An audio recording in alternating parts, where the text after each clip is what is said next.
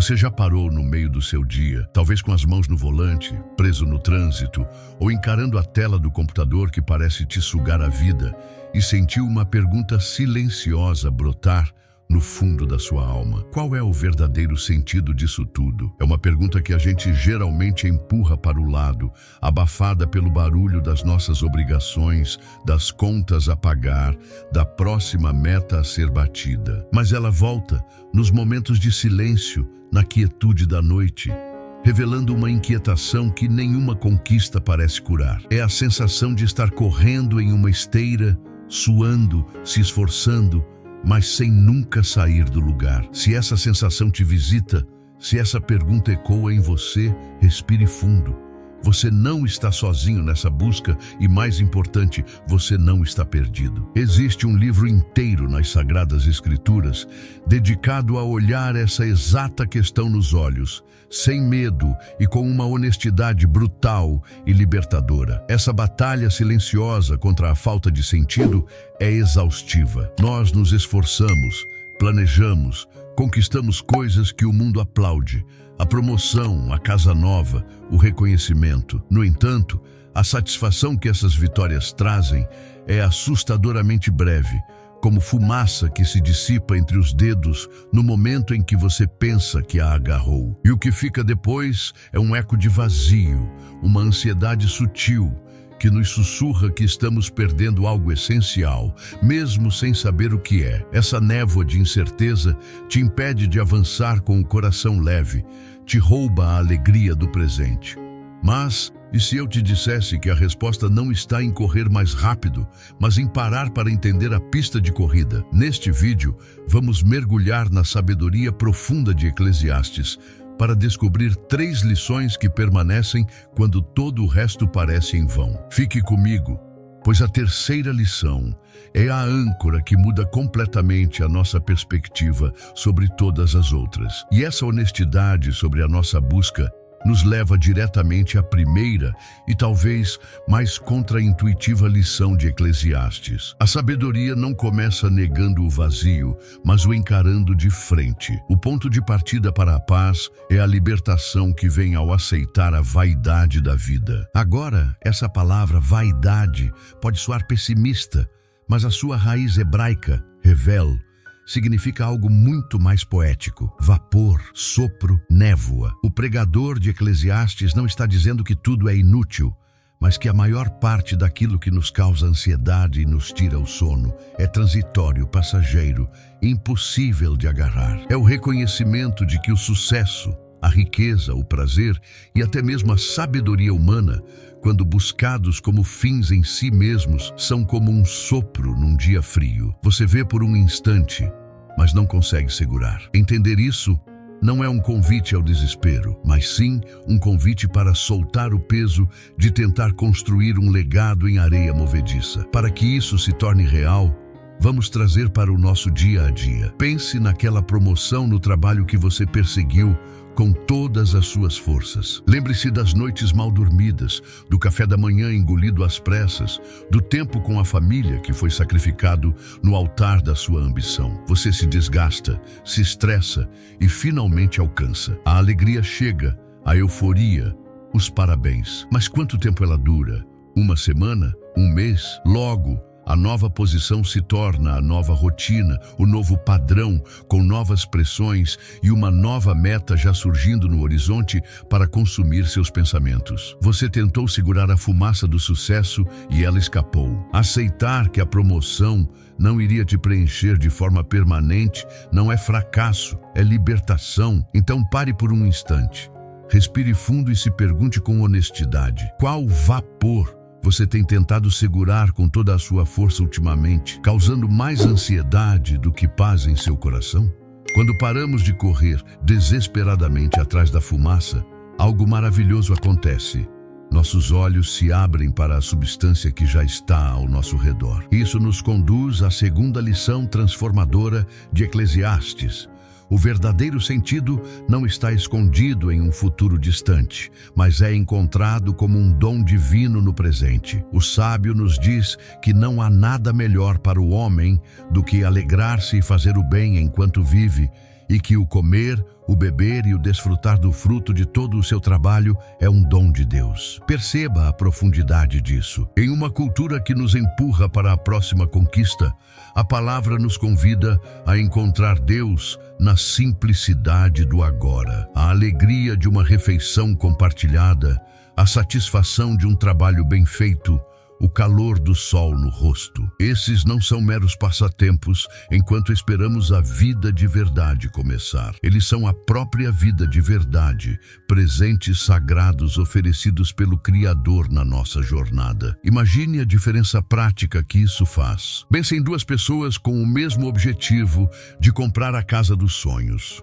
A primeira está tão obcecada com a meta que vive em um futuro que ainda não chegou. Cada pequena despesa é uma fonte de estresse. Um simples jantar com a família não é visto como um momento de comunhão, mas como um gasto que atrasa seu plano. Ela está fisicamente presente, mas sua mente e seu coração estão reféns da ansiedade pelo amanhã. A segunda pessoa, embora também tenha suas metas, escolhe receber o dia de hoje como um presente. Ela agradece por aquele jantar, saboreia a comida, ouve as histórias e enxerga a presença de Deus na risada dos seus filhos. Ela encontrou sentido e contentamento na pequena porção de hoje. Agora olhe para a sua própria vida. Qual pequeno dom de Deus no seu dia de hoje você talvez tenha ignorado por estar focado demais no que ainda falta amanhã? Aceitar a transitoriedade nos liberta do peso e encontrar alegria no presente nos enche de gratidão. Mas o que une tudo isso?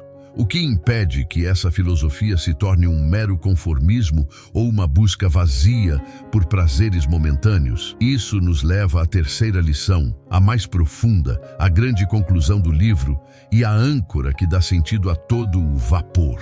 O fundamento de uma vida com propósito é o temor a Deus. Depois de toda a sua busca, sua experimentação e sua filosofia, o pregador conclui com uma clareza impressionante. De tudo o que se ouviu, a conclusão é esta: teme a Deus e guarda os seus mandamentos, porque isto é o dever de todo homem. Essa é a peça que faltava, a rocha firme sob nossos pés enquanto as névoas da vida vêm e vão. É crucial entender o que temor a Deus realmente significa. Não se trata de ter medo de um tirano celestial que está pronto para nos punir. A palavra hebraica para temor, ira, carrega um sentido de reverência, respeito profundo, maravilhamento e adoração. É viver com a consciência constante e transformadora de que estamos na presença de um Deus que é santo, eterno e soberano. É alinhar nossa bússola moral e espiritual não com os valores passageiros da cultura, mas com a verdade imutável daquele que criou todas as coisas. Esse temor não nos paralisa. Pelo contrário, ele nos ordena, nos dá clareza. Ele simplifica nossas escolhas, pois o critério principal deixa de ser o que me beneficia mais e passa a ser o que mais honra a Deus. É a única perspectiva que dá peso e significado eterno às nossas ações temporais. Vamos visualizar isso em uma decisão prática de negócios.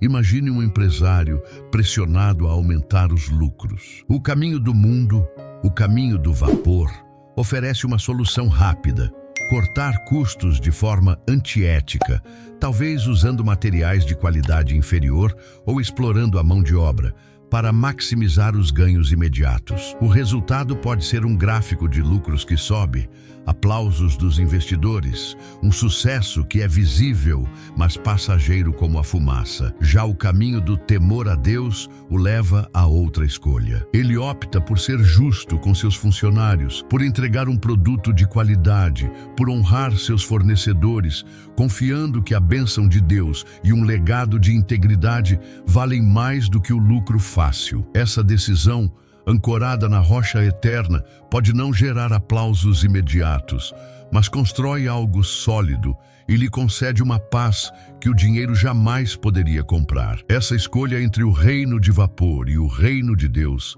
não acontece apenas em grandes salas de reunião. Ela se apresenta a nós dezenas de vezes por dia, nas pequenas encruzilhadas da nossa rotina.